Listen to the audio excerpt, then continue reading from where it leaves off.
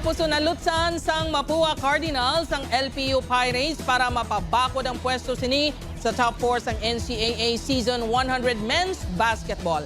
Sa hampang ginpatigayon sa Phil Oil Eco Oil Center sa San Juan City, ginlutos ang Cardinals ang Pirates sa isa gidlang ka puntos nga abanse, 69-68. Ang kadalagan sang Cardinals ang ginapangunahan ni Lawrence Manggubat nga may 16 points kag 5 rebounds. Samtang sa second game, nagdaog naman ang San Beda Red Lions batok sa JRU Heavy Bombers sa score nga 83-70.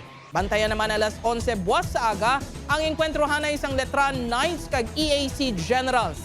Ini ang pagasundan sang hampang sa tungasang Perpetual Altas kag league leader nga Benil Blazers alas 2:30 sa hapon. Ang hinampang ang live nga malantaw sa Heart of Asia kag sa streaming sang GMA Sports PH kag NCAA Philippines social media pages.